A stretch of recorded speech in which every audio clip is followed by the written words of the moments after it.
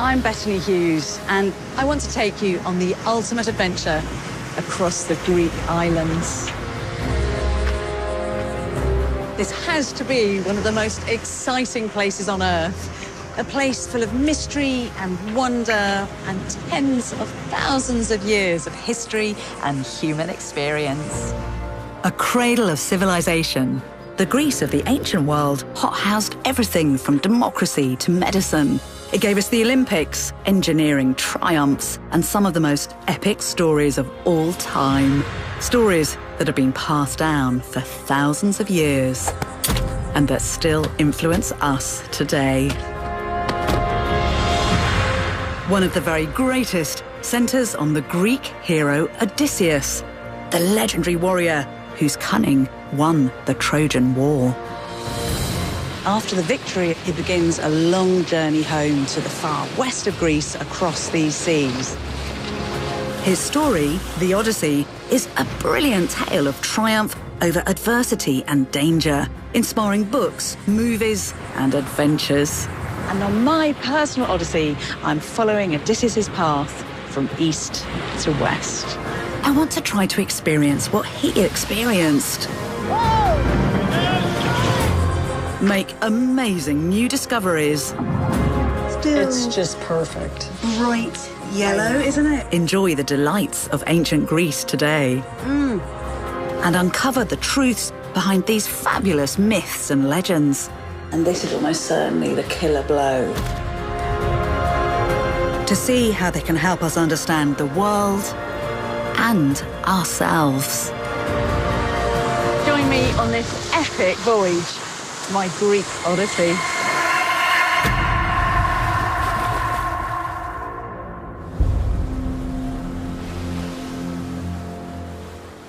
I'm crossing the Aegean Sea on the trail of the legendary Greek hero, Odysseus. Last time, like him, I risked being shipwrecked. This leg of my journey brings me to Santorini, Thera for the ancient Greeks, where I discover the island's deadly volcano and the story of the lost city of Atlantis. The most southern of the Aegean Cycladic islands, it's a place of myth, fire, and brimstone.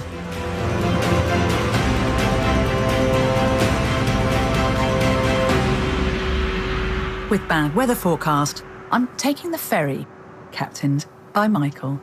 Are you from the islands or are you from Athens? I am from Hughes Island. Do you know Hughes Island? Huh? That's where I started. You know, Hughes is an island. Most of the people there are sailors. I know. Yes. I always feel very safe if I'm on a boat and the captain is from Hughes. I know I'm going to be okay. Thank you very, very much. Because I'm doing this journey all by boat. We got stuck in some very big seas from Ikaria to Mykonos.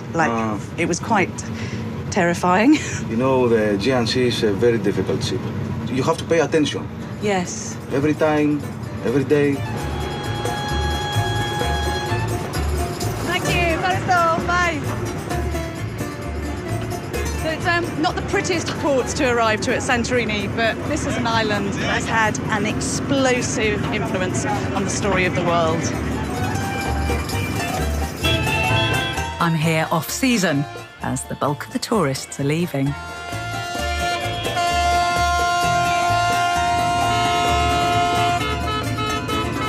They were just honking because it was the last ferry of the season, is that why? Yes, it's closing for season today. That's great, so they're all saying goodbye until next year. Yes. Oh, I'm glad I got here then. See you. Santorini is one of the most popular destinations in Greece. Visitors are lured here by the island's epic landscapes, crowding on cliff tops like Ia.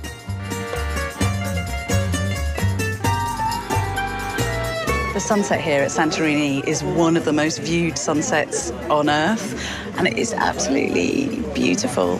But ironically, the stories I'm interested in aren't up here, but they're right deep in the earth. Ia perches on a caldera, the ridge of a collapsed volcano. The core is 389 meters underwater, This beautiful lagoon hides a geological monster, more ferocious than any mythical beast. Santorini is one giant volcano. Back in the Bronze Age, when Odysseus' story begins, it erupted with the force of 3,000 atomic bombs. A boat trip is the best way to get a sense of this volcano's mega-scale.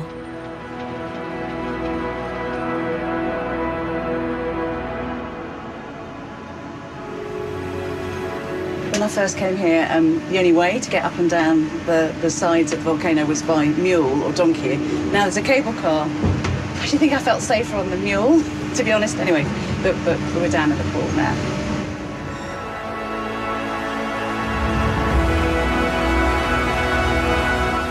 Right now, I'm heading to the heart of a volcano that erupted over 3,600 years ago in what was the most catastrophic volcanic explosion in the whole of human history. Bringing disaster that changed the course of civilization and, I think, gave rise to one of the greatest myths of all time, the lost city of Atlantis.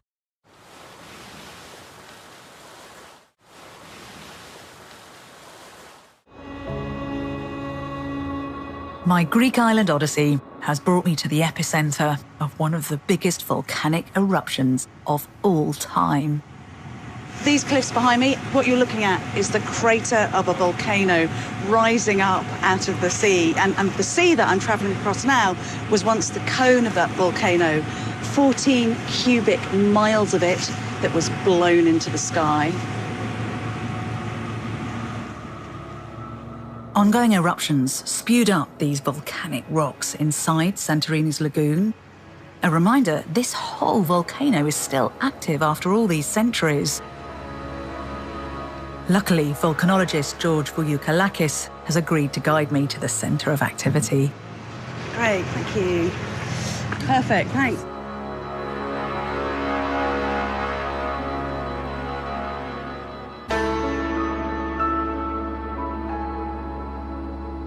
Some of the gases here can kill you if you stand in the wrong place for too long, so we've got to tread carefully. But 3,000 years ago, they had a lot more than just gases to worry about. So this huge eruption, how wide-reaching were the impacts from that? It's one of the two largest eruptions that a human being witnessed. So it was really cataclysmic.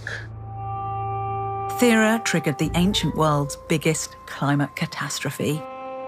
Ash deposits from this devastating eruption have been found in the Nile, in Egypt, and trees were affected as far away as Ireland.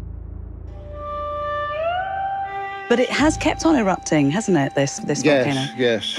In 2011, 2012, we had a crisis, awakening of the volcano, but usually per year we register about 9 seismic events. In the crisis period it was probably more than 10,000. Wow, 10,000?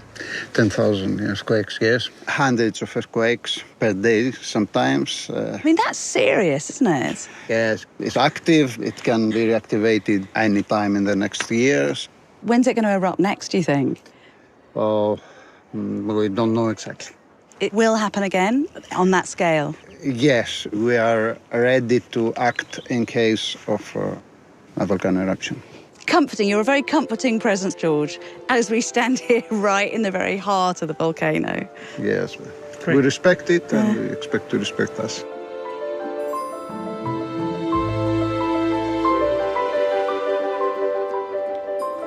The Greeks, in history and in stories like Odysseus's, thought natural disasters were the wrath of angry gods.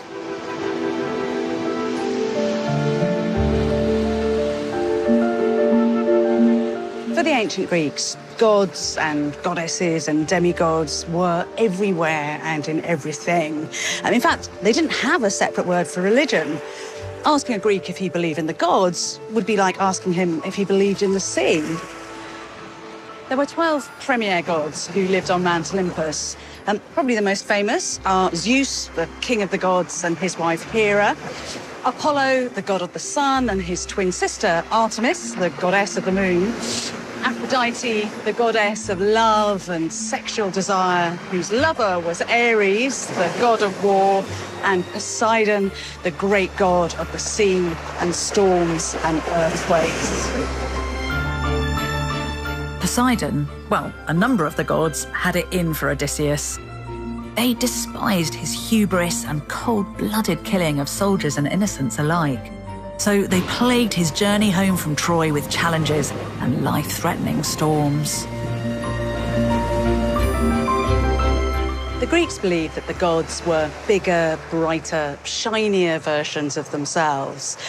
They were immortal, but they were not by any means perfect. In fact, they were incredibly flawed. So they got drunk and flew into blind rages and had affairs with one another's wives.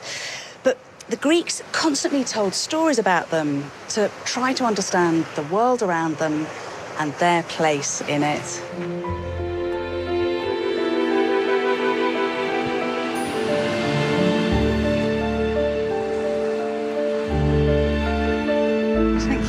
The Greeks may no longer believe the sea is divine, but their relationship with it is still a vital part of daily life.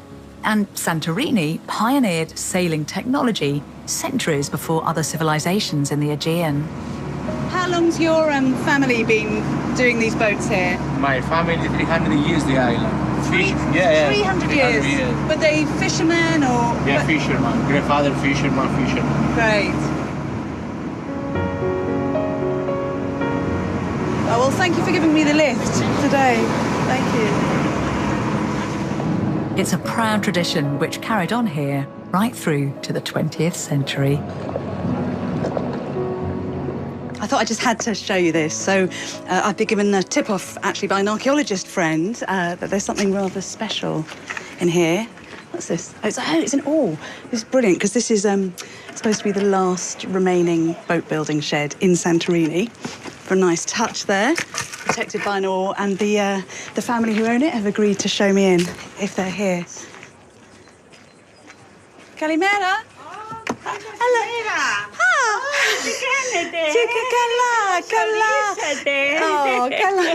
Oh, lovely to meet you. Very warm welcome. Boro. Oh, Faristo. Wow.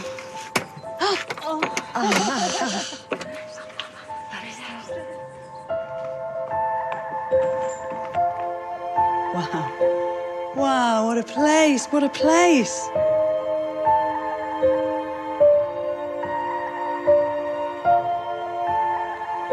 I know it hasn't been used for 50 years or so, and you can just smell the history here. So those are the moulds that they'd have used to make the boats. So each boat had its own mould. It was made in a kind of bespoke way. Up at the back there, there's a kind of forest of abandoned wood, and a lot of that would have come from Samos. An island I've visited on my Odyssey. And there's actually a treasure chest. I don't know if I'm allowed to open it.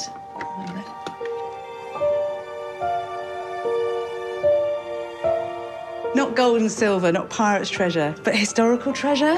So here are all the ship's logs and records, and that is going to tell us a whole lot about the past.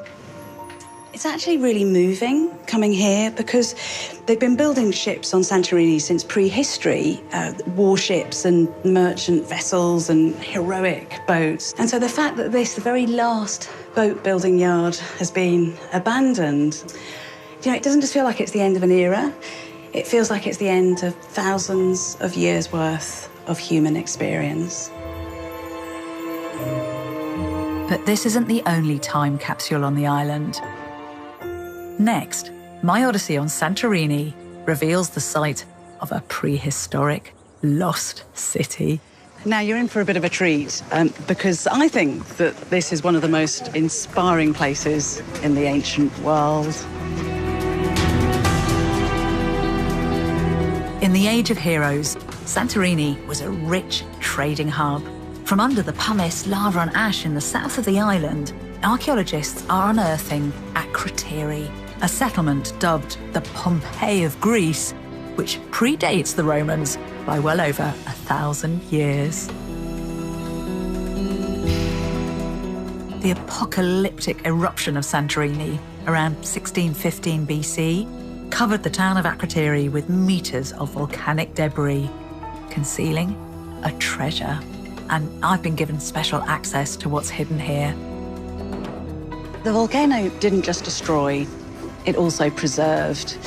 And something truly remarkable, an entire prehistoric civilization dating back over 3,600 years.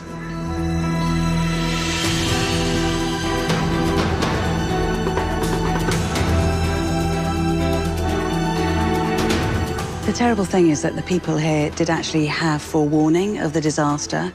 So a couple of weeks before the eruption, there were earthquakes. And we know that because people have done things like wrapped up their most valuable possessions and stored them carefully in the corners of rooms. Or here, you can see they've actually taken their beds outside. So they evacuated the town, then thought it was safe, and came back, only to be wiped out by the volcano. This exquisite gold ibex, a breed of mountain goat mentioned in the Odyssey, has been found in the ruins. So far, only a fraction of the site has been excavated, and we now actually think it's 10 times bigger than we previously thought, and there are new archaeological excavations happening right now.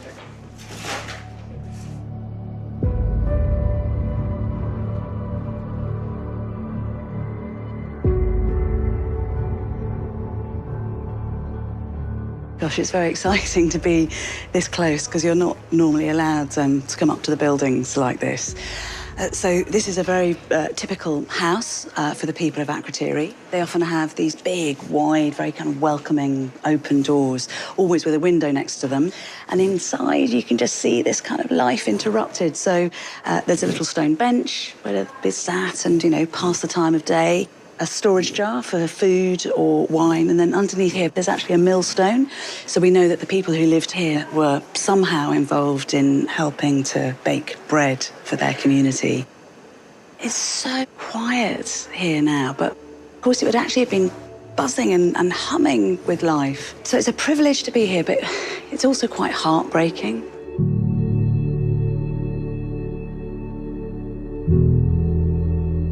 There are whole streets here with buildings 2 or 3 stories high.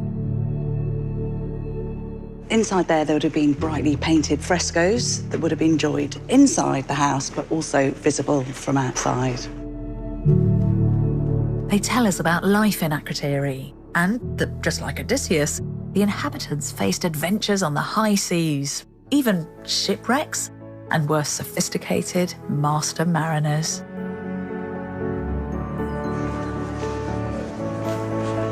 This is where Akrotiri's treasures are kept.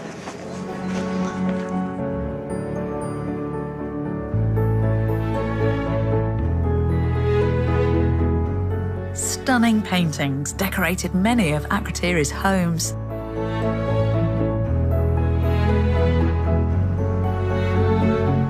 Aren't they beautiful? The first thing that strikes you is just how incredibly well done these are. If you think of the ancient Egyptian art of this time, which is absolutely wonderful, it's quite stiff and formal, whereas these paintings just flow across the walls.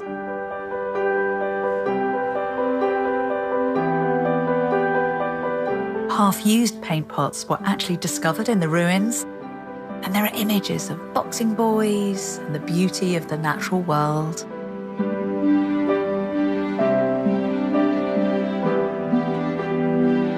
One of the reasons I love this site is because there are these amazing women everywhere. This one that you're looking at here actually comes from somewhere called the House of the Ladies. Named for the women in these frescoes. Isn't she gorgeous? We know she's a mature woman because her hair is allowed to grow and kind of snake down her back. Got this lovely hoop earring, and her bodice has been dyed in saffron, which grew on the island and was considered to be a kind of magical flower because they used it in cooking and as a dye, and it has medicinal properties too. And then over here, you've got this other gorgeous woman underneath the stars. You can't fail to notice that she's bare-breasted, and a lot of the women are, so they have these dresses kind of cut away. And we think this is probably to show her status or to celebrate some kind of religious ceremony or festival. But whatever the reason, she is just gorgeous.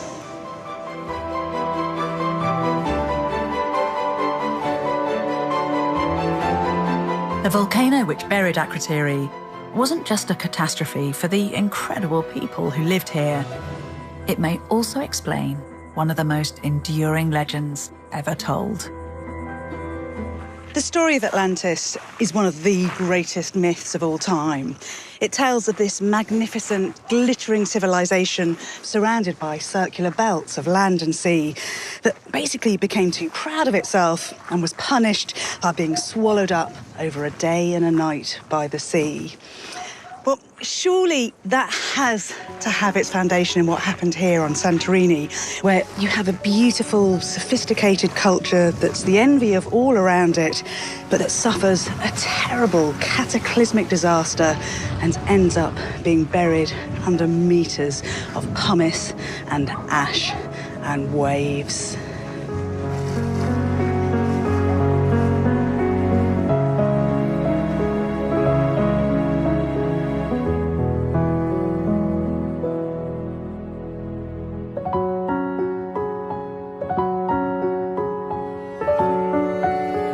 I do love the myth of Atlantis and this place because it feels like somewhere where facts and fantasy collide. And I also love the moral of the tale, that we can take things for granted, we can be complacent, and that pride sometimes can come before a fall. Next stop on my Odyssey, an island of temptation. You're wearing lovely bloomers. Yeah.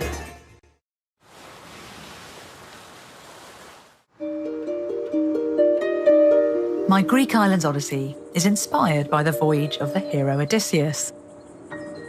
Like him, I'm being lured from island to island, and the next stop on my journey is famous for some of the more tempting things in life. Naxos is an island of pleasures and treasures, with a reputation for producing some of the most enticing wine in the Med. Mind you, I should be wary of too much temptation, just as Odysseus discovered in the Odyssey with the myth of the sirens. Now, the sirens were these strange bird-like creatures, women with wings and claws, who had a beautifully, irresistibly sweet song, and they would lure men to death on the rocks by singing out to them. Now, Odysseus, being a bit of an adventurer, wants to hear the siren song, so he gets his sailors to strap him to a mast and plugs their ears with beeswax so they can't hear. He begs to be released so he can follow the siren call, but the sailors refuse to untie the ropes. And it's a fantastic story, actually, about exposing ourselves to the dangers of temptations, but also always knowing when to resist. And I have to say, I am now being lured to this island, which is Naxos. I'm following its siren call because this is an island famous for its wine, and more famous for its ancient celebration of wine and the god of wine, Dionysus. The ancient Greeks revered Dionysus as the god of wine, nature, and ecstasy. It was said he was raised on Naxos and lurked in its rich forests. There are clues carved in the very earth itself as to how massive Dionysus was on Naxos, and I'm heading to one. What you got here tells us that craftsmen from the ancient world would actually have carved their sculptures in situ, in a quarry like this, using the natural seams in the rock. And it's pretty marvellous because I'm walking on the very steps that those craftsmen would have made in the ancient world. Although there was obviously a problem with this one because it's been left unfinished. But there's a fantastic clue as to who this was. He's got a beard, and at this time it was really unusual for sculptors to have beards, apart from the god of wine, Dionysus. So what you've almost certainly got here is the great god Dionysus lying in stone form.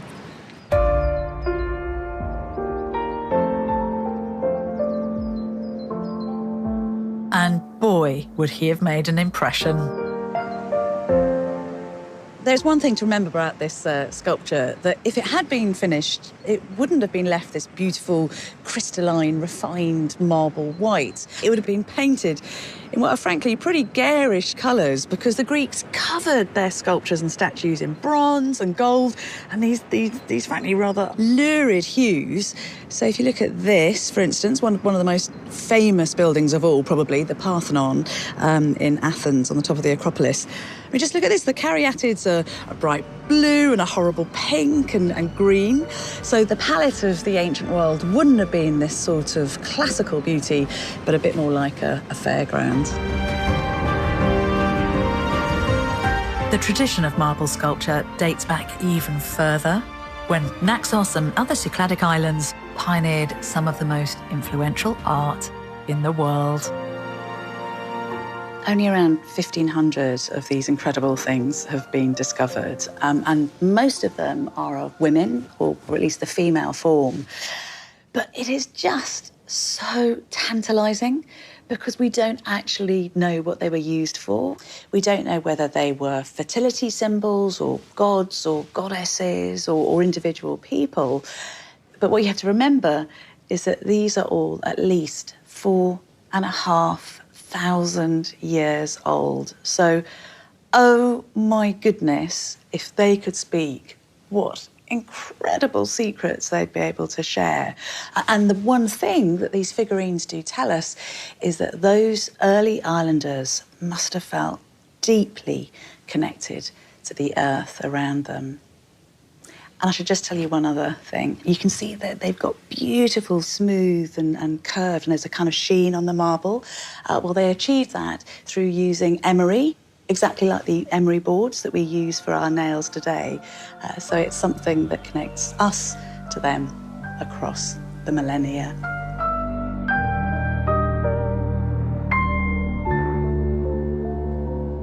Of all the Greek gods, Dionysus is one of the few still celebrated today. The fact he's the god of wine and partying is probably a big clue as to why. My trip to Naxos coincides with the annual celebrations, and I've been invited to the village of Agares. These parties have been happening at this time of year, sometimes on exactly this day for at least 2,500 years. And the point of them was to celebrate the opening of the new wine after winter. And it's often where young kids would be given their first drink. So, I mean, there's a whole lot to them. They kind of really mean lots of things. But it's also where people basically get hammered.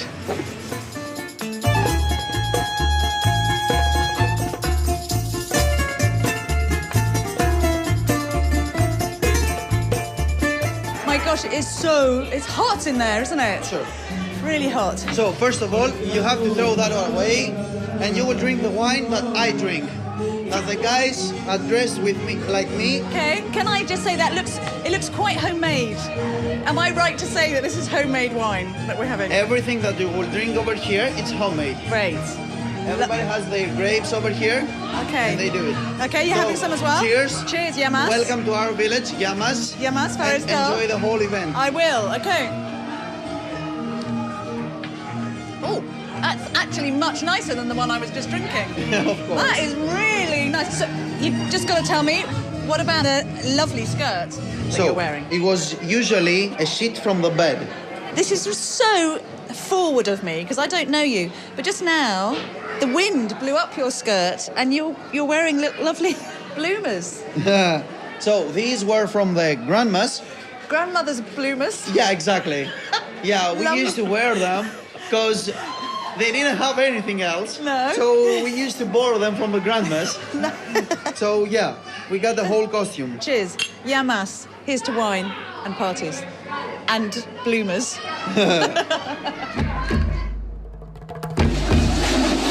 Dionysiac parties happen across Greece. One of my regulars is the carnival in Skiros. Here, villagers dress up in goat masks and goat bells.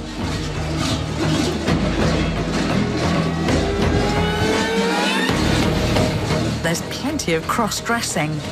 Something that actually features in the tales of Odysseus.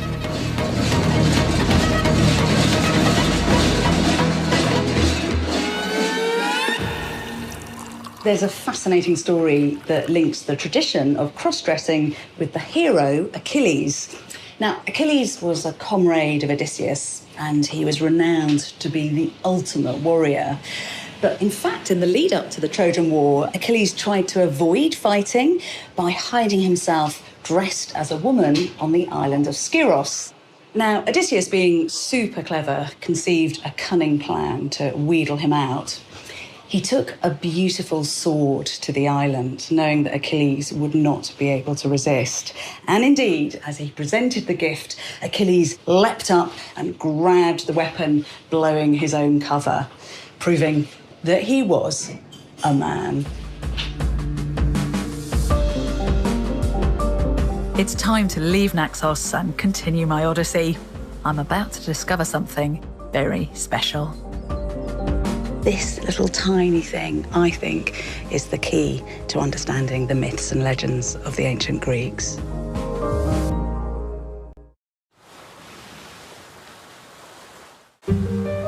My journey across the Aegean Sea has brought me to one of the wealthiest islands in the ancient world, Sifnos.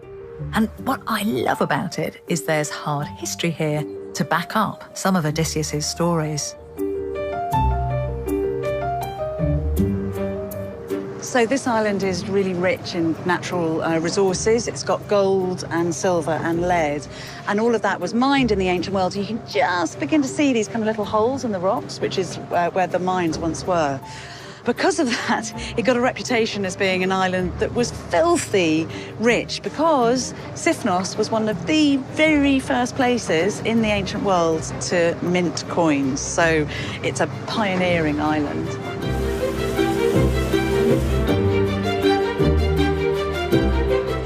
Sifnos really was a treasure island. Its old capital, Castro, built like a fortress, means castle in Greek. Local historian Christina is showing me its secrets. Welcome to our island. Oh, thank you. So how many gates like this lead into the city? There are 5 entrances. Uh-huh. There was an iron gate inside locked at the night, and always there was a guard checking who is entering the village. Wow. There were very frightened years, tough years for the people, Yes. especially the pirate invasions. Yes. Well, I suppose it's got a reputation for being such a wealthy place, this. Ah, yes, that they yes. know it's going to be worth attacking. Of course, because of the gold and silver of the mines, they were very wealthy. So all the pirates, all the enemies wanted to come here. Hello, darling. Hello. Yes, a very good guard dog. Yes, hello. Hello. So they had to live very close to each other. Small houses, small balconies, narrow streets. It would be a better way to attack the enemies. Yes. How many families live here now, then? Almost 30 families in the winter, but in summer, everybody comes in house. I bet they do, yeah. Amazing. Yeah, amazing. Beautiful. Many antiquities in the streets of Castro. Yes. Many antiquities have been incorporated in the modern houses. Yes. So it's an open-air museum. It is an open-air museum, yeah.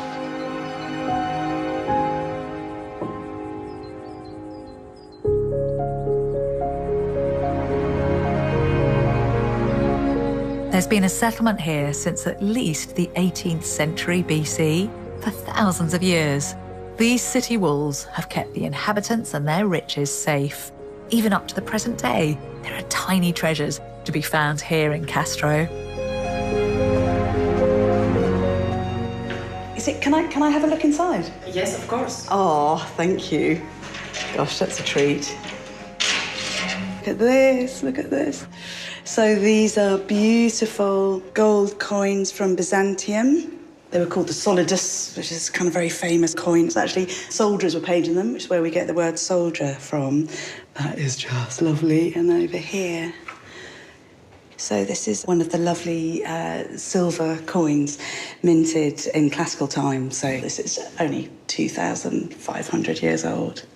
How brilliant. They're still kept safe here. Isn't that fantastic? They've been here for all those centuries and they're still safe right in the middle of the town. Oh, that's great. Thank you. Thank you so much, Farista. You're welcome. Thank you. The coves of the Aegean Islands were infamous pirate hideouts. Marauding mariners even dared capture the mighty Roman leader, Julius Caesar. In fact, the word pirate actually comes from the ancient Greek, pirates, which means someone who attempts to make a robbery. Piracy also turns up in the Odyssey too. So we hear that when Odysseus lands on particular islands, in order to prove that he's not a pirate, he will go with only a few people and unarmed. But there's this brilliant passage when we actually find out that Odysseus himself is a pirate because he lands on an island, he sacks the city, he rapes the women, he plunders the treasure and then divides it up between his men. So at that point, he isn't a hero, he's a villain. Scattered across Sifnos are anti-pirate watchtowers. There are 77 in total, right the way across the island. This is one of them, which is 2,400 years old. What they do is they would signal to one another, and they did that by using a kind of early form of mirror, of polished metal or smoke signals, which helped to keep their gold and silver and themselves safe.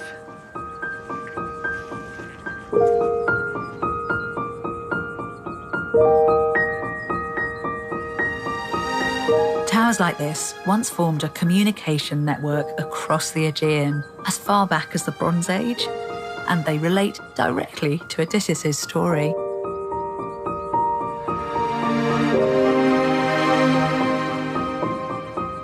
So we're told that at the end of the Trojan War, when the Greeks won, beacons were lit all the way from Troy through Greece to the Greek mainland. And archaeologists have worked out that would have been possible, that you could have had this kind of line of fire from Turkey right the way through Greece. So these beacons really heralded the beginning of the original Odyssey. In fact, this whole island is a treasure trove, where clues in the legends of Odysseus are backed up by hard historical fact. Especially at the beautiful Bronze Age settlement of Ios Andreas, the kind of place we're told Odysseus and other warrior king heroes ruled over. When you make it up into the clouds here, you find a whole fortified city that dates back 3,500 years. It's Mycenaean. The Mycenaeans were an ancient superpower who dominated the Aegean when the Egyptians were at their height. Mycenaean weapons, clothes, customs all feature in the stories of Odysseus. The Mycenaeans, who start off in mainland Greece, were well organised and very ambitious. And they started to take over territories right across the Aegean on islands like this, filling their sites with impressive technology.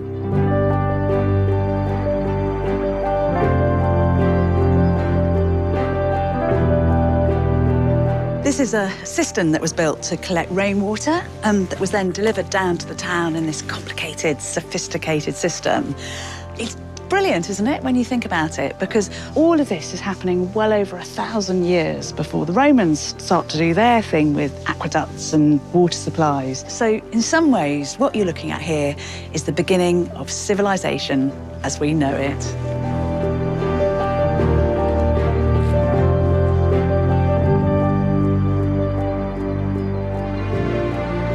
This rich citadel would have enjoyed massive communal feasts, like the ones we hear about in the Odyssey.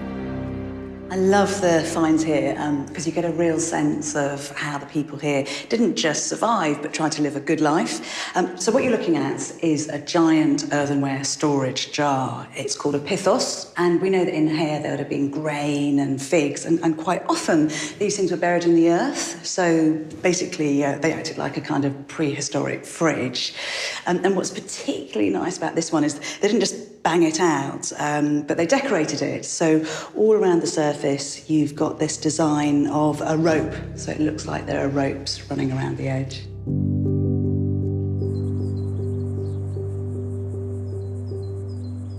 I'm really, really very lucky to be allowed to hold these. So these are finds from the site. This is a beautiful decoration for a piece of clothing, and it's silver gilded, which was something the Siphonians did a lot because they had access to all this amazing silver and gold. So that is one treat. This is possibly even more special. So this is close on 3,500 years old, and it's a stone head carved into the shape of an opium poppy. Now, this tells us that back in the Bronze Age, they would have been using opium drugs, opiates, basically to get high. And I wonder if this explains all those amazing myths and legends. So if they drank opiates, if they smoked them, if they drank liquid opiates in the form of laudanum, then you can just imagine they were tripping, basically. So they would have had these dreams of gods and spirits and monsters. So in many ways, this little tiny thing, I think, is the key to understanding the myths and legends of the ancient Greeks. Like one of the most famous, the story of Perseus, who, as a young boy, falls foul of his grandfather and, along with his mum, ends up cast adrift in a wooden box off these shores. They arrive on these waters and are then rescued by fishermen and brought ashore. But it's an interesting start to life, and Perseus constantly has challenges. He has to find and kill the monster Medusa, that goddess with snake for hair, and then he had to rescue a naked princess from a rock. The Ethiopian Andromeda, a clue that the Greeks had strong relations with Africa and the East. And then he has to go on and found one of the greatest empires in the whole of Greece. The mighty Mycenaean Empire. Medusa is the ultimate man-eater, whose petrifying stare turns men to stone. The only way that Perseus can kill her is by facing down his fear. And the moral of that tale is that the greatest enemy of human happiness is not fear, but fear of fear itself.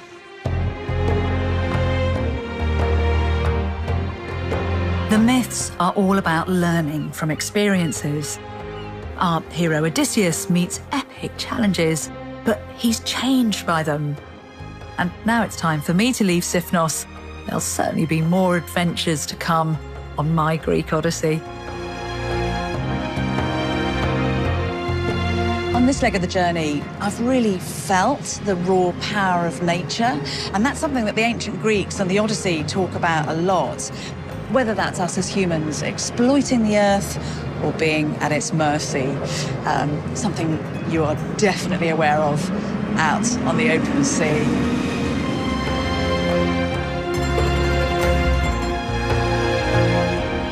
Next time, I meet charming modern-day inhabitants of Crete and come face to face with a savage reality from the Age of Heroes: human sacrifice. Macabre. Very macabre. That's next week at 9 as new series A Greek Odyssey with Bettany Hughes continues. And tomorrow at 9 we're in royal company with arguably one of the most famous princesses of all time in brand new Princess Diana, in her own words. Next tonight, there's times when live telly goes without a hitch. Then there are those times when live TV goes horribly wrong.